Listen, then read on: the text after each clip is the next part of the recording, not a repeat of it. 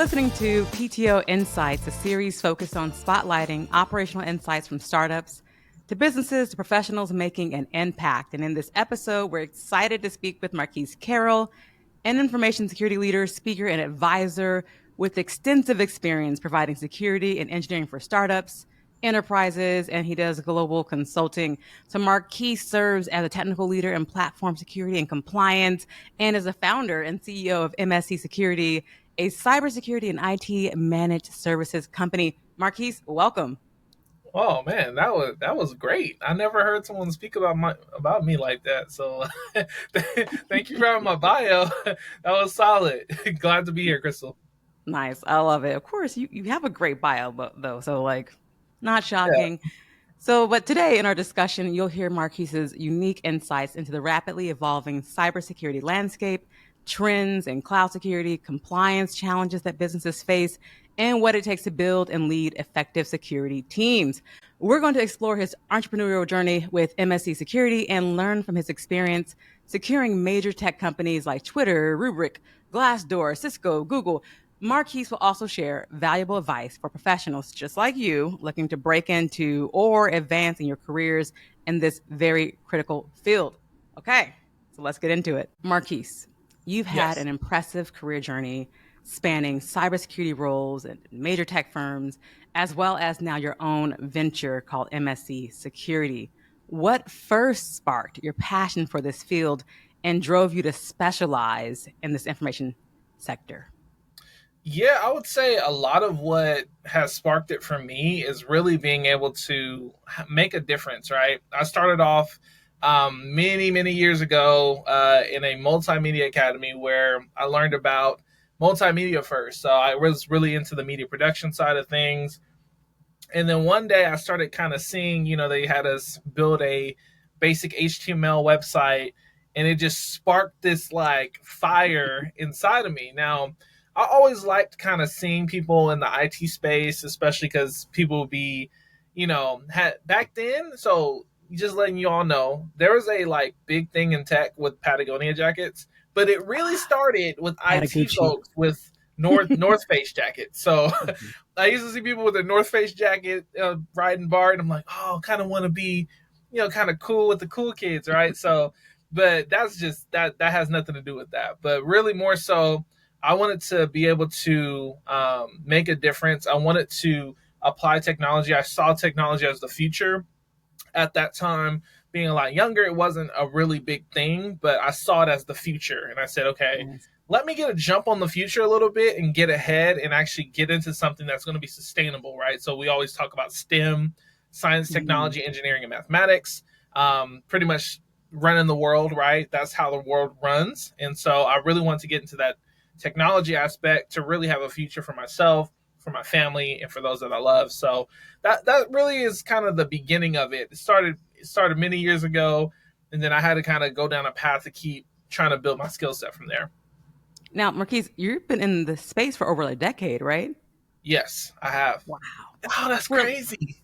Oh yeah. my God, it's such a long time. Yes, it's been that long. Yep. I mean, viewers seeing you might not realize that you look really young, but you've been doing this for a bit of time, so that's awesome. You currently lead platform security and compliance effort at a large and major tech company. Can you give us a glimpse into the scope of that role and some of the key challenges that you face? And this is a vast platform, it's a cloud infrastructure. Just give us a Mhm. sense of what it means to be in this space. Yeah, it means that there is a lot riding on the advice that you give companies. I You see. give Yeah. so a lot of what I do deals in the compliance space, and as many people may or may not know, compliance really runs the world. Most of Hmm. your industries are regulated by some form of compliance, whether it's privacy law, whether it's by federal mandated law, whether it's by state or international law.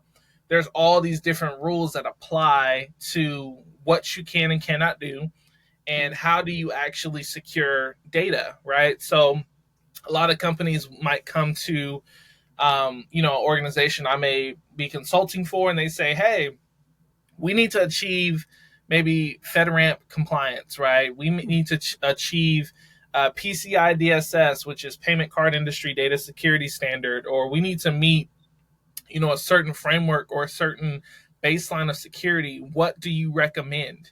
Right. And Mm, that is probably one of the biggest questions I get on a consistent basis. What do you recommend? Right. yeah. And a lot of business decisions, funny enough, I feel like I've made bigger decisions for multi-billion-dollar companies than some of the executives, right? Because when you consult someone, you're telling them the decision you're making and the way you're going to move a big company down a direction. Uh, those decisions are going to get you what you're looking for. Now, what comes with that is that if you give the wrong advice, they spend a lot of money and a lot of Yeah. time and a lot of effort and resource down another direction, which they could have avoided. Right. So, a lot of this from a day to day is really taking some of the biggest companies in the world that you all may know and see and interact with, and helping them to implement security at a stronger and better level. So Nice. it's a tough role, but I love it. As stressful as it could be at times, but it's really a rewarding role. I can definitely see that. Now, we're in a new age of AI, right? Right. And so I'm definitely guessing, and I want to hear your thoughts on this, that cybersecurity threats, these incidents that we're seeing, even the type of phishing and scamming, Mm-hmm. what can you tell us and what can you learn? Like you've had all this experience, right? You have several companies behind you and under your belt. What do you see in the future based on your experience, or where do you think the biggest threat's gonna be? Yeah, I think you hit the nail on the head when you said AI. Mm, AI itself can be a very useful tool. Generative AI is really taking off. It's not new as people kind of think it is. It's finally a wave that made it to the top, mm, but it's it's been fair. around for quite a while, right? The biggest things that I see in the future is that we're going to see a lot of companies trying to over adopt AI and put Mm, AI on things as a marketing effort. Some things aren't AI, they're ML, which is machine learning. So there is a difference between the two, right? So some things aren't taking, large language models and beginning to, be trained to think a certain way and to give you a certain output or certain result. Some things just look at patterns and then they begin to give you an output based on a pattern they see, right? Two different things. And so you're not really prompting ML, right? ML is kind yeah. of giving you based on what's happening on systems. So what I see is that a lot of companies are going to over adopt AI. It's going to be this big buzz, it's going to be a big hype, but I don't think it's going anywhere. And that's True. a good thing, and that's a risk on a cyber end. And the cyber end risk is that um, how deep do you build this AI? How much do you let AI control your company? What jobs will it eliminate, right? Yeah. AI, as great as it is, it has to be watched, it has to be monitored. Absolutely. The information that it's learning, the things that it's learning, has to be monitored to a great degree, because you'll find a lot of inaccuracies, which lead to misinformation, which leads to incorrect, whether that's information, whether that's calculations or anything, which can greatly affect countries, how we Yes. move, the whole system, the whole ecosystem that we're living in, right? So again, I see that AI will be the a great part of the future. I don't think it's going Mm, anywhere. I think it's going to be more regulations coming from the government where AI is concerned, but the issue is on the government end. They don't understand it enough to be able to regulate it to a great degree. So there are certain people kind of being in more of these, you would say, chief information officer roles at the yeah. government level, and they're able to be very authoritative about what should and shouldn't happen. But you're still going to have companies that circumvent certain things. So it's Mm, just more so watching out for yourself. With AI, we've seen a lot of scams and things happening, yes. but AI is really kind of, some of them are good, some of them are just so terrible. It's like, oh my goodness. So you'll see a good balance of both kind of coming in the next however many years. Now, this podcast is on PTO Insights, which is product technology operations, making cybersecurity operational. right? We're at a point, Mhm. like you said, with AI, with how things are moving in the attack space. How do you make what you do for a company part of their operations? Like you work in finance, with healthcare, you work with state government agencies. Like, how do you make security a part of their operation? Yeah, that's a good question. I will tell you this: security will go nowhere if it does not have executive support. Hmm. As much as you may be in any company, and this is maybe advice too for those that are kind of in their careers as well.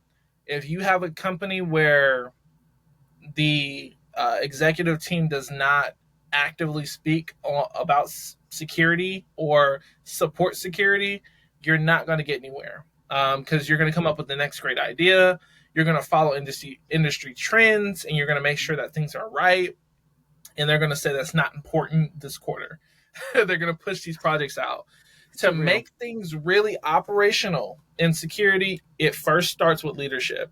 Hmm. Leadership has to be able to say, we identify that security is important, and we want to be able to either staff it to give you enough people to be able to do that, or put budget behind it, right? Money or Money. people will make Yep. things move, right? So because when a company says we value security, but like they have no security person on staff, you should understand they don't value security, right? Yeah. So I can really imagine. understanding in an operation of a company, you have people in finance, you have people in engineering, you have people in product, you Hmm. have people in all sorts of roles. You have to begin to build processes that in some step in these processes include security. And I'll Yeah. give you some examples. um, Procurement's a big thing in companies, right? Hmm. Yeah. They buy, they sell, they need vendors, they need all these Hmm. things.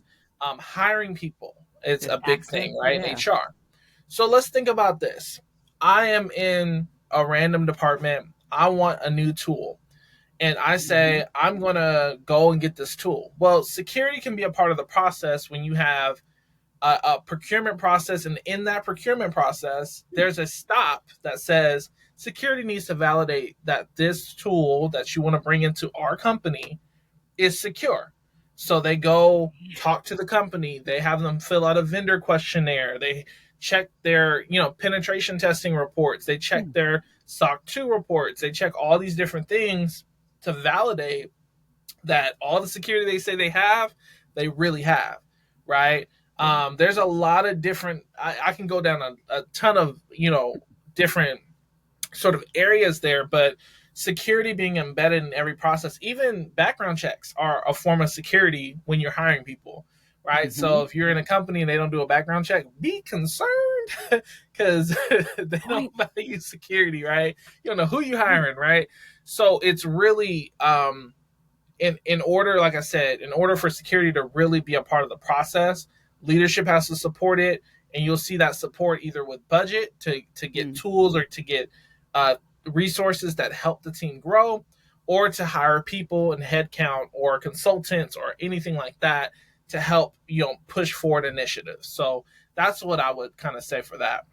Nice. I love, like you said, you pointed out, you need leadership support, you need money, you need people, and you need some solid processes. Like Right. people, system processes, all that needs to be there. Man, that's deep. And I believe you. But I think there are cases where, we done added some new technology and did not get it vetted. Mm-hmm. It happens all And the time. Happens all the oof, time. oof. Okay. So in like 2017, you founded your own cybersecurity firm, MSC Security. Mm-hmm. And I'm just going to claim it. I am a customer. I have you securing my devices, right? I'm very Yeah. thankful for that. Yeah. What drove you to be an entrepreneur, right? How Mhm. how are you thinking about running your own team? You now have a security team, you have contractors. Like, how did you get into this space, right? This is like a level up. Yeah. I think what tends to happen is like when you think about entrepreneurship, it's not something you technically just I guess wake up and do. It's Mm, really a mindset that you have one day that you want to build something for yourself, for your family, for mm, others. And sometimes you can see things not being done right, right? When you've yeah. learned, when you've trained, when you put the time in to be maybe the best you can be in your craft, you then come to a point where you're like, man, I've seen all these people do different things, and they're not doing it right, right? Or they're ripping Yeah. companies off, or they're ripping small businesses off, and you're Mm. like, man, and you hear people going through certain things, paid a ton of money for something that was so simple, right? And you're like, that's not right. Now, I'm in the business of making money just like anyone else, but there's an ethical way to do things, and there's a way Mm-hmm. to do things that allow people to get the most value, but Yep. also be able to come to another level, right? And so, with the things that I began to see, I wanted to make a difference. I wanted to help build not only, I guess, tools, but build a company that cared about people. So we always say we believe in cybersecurity for all. Yeah. So we don't try to, hold information from people on how they can secure themselves Yeah. or what they can do for themselves, right? We just offer a service that can help them, whether they're a business, whether they're a consumer, things like that. So the biggest thing within me was, how can I make a difference? And you find this a lot of times with all crafts, right? People might Mm-hmm. be a medical professional, and they might branch out and have their own practice, right? And you say, well, why don't you work for one of these big healthcare companies? Well, Mm-hmm. they probably have a bevy of reasons why they don't, right? Yeah. Things that they see, right? Things that they don't, there's limitations, there's certain Mm-hmm. things that you can't do. And, that begins to be more of a hindrance than it does become a help. And then sometimes, too, you can be very limited. You can be in, especially in Silicon Valley, as much opportunity as there are a lot of people that are in certain roles, and you're not going to get maybe to that director level role Yeah. anytime soon, right? Someone has to retire, someone has to go somewhere else. You're gonna have to jump jobs a couple times, and then then a recruiter reaches out to you, and then they say, "Well, why have you jumped jobs? Well, why are you reaching out to me?" Right? So, Oh, yeah. like, you're Right. gonna go through some sort of thing that's gonna prevent you from getting to where you want to get, and then even when you make it to the top, right, CISO, you're now leading the security team. You are Mm. the security officer for a company. We've seen crazy things happening in the last couple of years where people have been, taken to jail for not reporting a data Mm. breach. We've seen people personally held liable for data being lost and things Wow. happening. So all these things tend to become something that doesn't it's not something you really want to deal with, right? So at the end of the day, I wanted to build something where I can do things the right way. I can Mm-hmm. add value to a lot of businesses, a lot of people, a lot of agencies, as well as build something for the future, right? Yeah. To have others be able to come along, develop, and grow. And that's the big thing, too, that's missing is entry level roles. Mm. People can't even break into the space, right? So someone has to be the example of allowing others to come in and grow, just like someone did for me many years ago. I think you are hitting upon something I definitely want to dig into a little more because I love your reasoning, right? Building wealth for others, providing value, right? Yes, it's going to cost you, but I'm going to provide you so much more that it's going to be an answer to your solution. And it hopefully will make you a whole person in terms of Mm-hmm. security. You yourself have had, beyond the experience practically in the role, but you have a lot of prestigious certifications. Cloud Mm-hmm. professional security engineer. I've seen you post your data security platform engineering certifications. What would you say to professionals who want to stay ahead? Like you said, Mm-hmm. these entry level professionals coming in, what do they need to do to like enter the space, and how can they stay, on the next journey, the next step, so they can continue to be, moving up that ladder, or even at some point start their own company? Yeah, absolutely. The moment you stop learning is the moment that your career is in jeopardy in tech. Mm-hmm. That's my one liner on Facts. that. Like Yeah. the moment you choose that, you make the decision that you don't want to learn anything new. The moment you say I'm comfortable where I'm at, the Mm-hmm. moment you say that I don't want to pivot from what I'm doing, that's the moment that you have chose stagnation and you've decided that you're not going to make any more forward progress. So if you're new into getting into tech, certifications, there's this big debate. Like LinkedIn itself has become a professional Facebook. It's just Yes. people that debate all day. but I'm one of those people that's kind of like, like I'm kind of creeping, like, like Yeah. what do y'all talk about, right? And so I do see a lot of conversations, and this was a big conversation a couple of years ago: certifications versus degrees, Mm-hmm. degrees versus experience, right? And really, I will say degrees, in the technical space, depending on what you're doing, don't mean Mm-hmm. much anymore. And I Hey, hate to say that. If y'all are I listening agree. and y'all are in college, finish college. Don't worry Yeah. about that. Like, but I'm just saying, from a weight perspective, people are Mm-hmm. learning, computer science curriculum online on YouTube, and they're like coming out doing great, right? Yep. Some people do a boot camp and they're great, right? The thing about it is, I always say you could get that degree, go get some certifications with it. Yeah. You might get that cert, go get some experience with it. You might have experience, go get a cert with that, right? Yeah. Or go think about going back to school or get a certificate program, something. Accompany what you've done with a piece of paper. There's a man that we both know and respect, Mr. Michael E. Parker. He always says, get a piece of paper with your name on it that says you can do something, right? Mm. And Yes. I have pieces of paper with my name on it that says I can be a professional security engineer. I can be a Yeah. professional cloud architect, right? And I'm able to do those things. Some people are certified in information security, right? Like, there's all these different things. I would say if you're new and you have not learned a thing, it's okay to maybe take some exploratory courses at a local college, right? Mm-hmm. It's okay to even go through testing boot camps and stuff and Yeah. go for a certification. Getting a certification is a certification of now that you are certified to know something, right? Yeah. So start on the journey. Go get the education. Go get the piece of paper with your name on it, and don't let nobody tell you that you can't. Yeah. You can. You can do it, and that's generally a good starting point for people. Now, I love how you said go get a piece of paper, get some knowledge. Like you said, we both know Mr. Michael E. Parker and had an influence on both of us, I think, in this space. And there Mm-hmm. is, that statement: you get knowledge, you get understanding, you get that wisdom from experience, right? Even Mm-hmm. sometimes talking to people. And I just know what some things you're working on. If someone was in the space and they're like, I want to learn from Marquis, like how would they reach out to you? How would they connect with you, seeing you've had this long experience and you're relatively young? Mm-hmm. Yeah, I mean, reaching out to me is actually pretty easy. you can, you get, I get LinkedIn messages all day. Find me on LinkedIn, add me, and just go for it. Yeah. We can connect. I've trained a lot of people. I have people now interning with Mm. me, getting trained, personal mentorship, and I love it.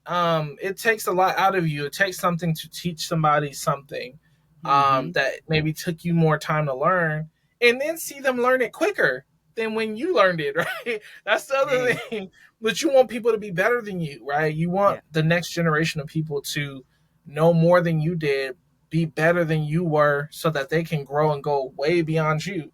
But if you were able to have a vehicle for them to do so, wow, right? What a fulfilling way to like live your life, to know you created a vehicle, people got in that vehicle, trusted you as a driver, and then they became the driver themselves, and you became a backseat driver, Yes, right? that's That's it. how That's that's how you fantastic. do it. Yeah, That's yeah. fantastic. I mean, I love that analogy. They trust the vehicle that you've built. Man, I don't know if y'all Mhm. know, but that's deep right there. That's really deep. Yeah. Okay, so any last thoughts? I know we're wrapping up here. What do you want to say to our audience, the viewers, listeners? Yeah, I would say, first of all, like, comment, subscribe, hit the notification bell.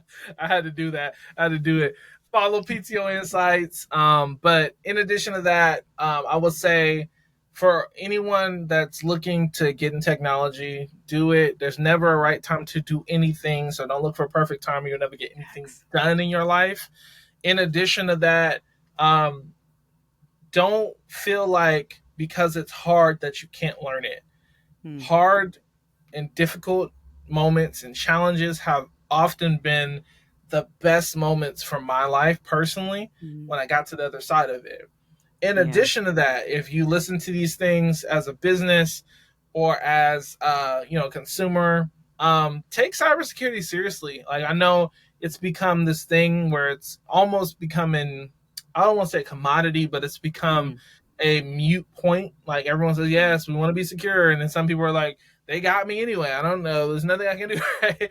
There's It's people on true. both polar opposites, but be right in the middle. Right? Consider Mm, your business. Consider where you're trying to go, and just have the thought: is this secure? Is mm, this right? Is this what I should be doing? And you'll find that just those steps of consideration might keep you in business longer, might protect your data a lot better, and might yeah. keep you safe and secure and your family safe and secure. So those are my parting words. Yeah. And I definitely enjoyed this, and I appreciate you, Crystal, for having me on. This is absolutely outstanding. Thank you. Yeah, I absolutely loved it. I think Marquise has done a lot of great things in the space, and just personally seeing you grow and mature, and like in terms of getting the business and getting all the certifications, it's been a nice example for me. So thank you for Yeah, coming for that.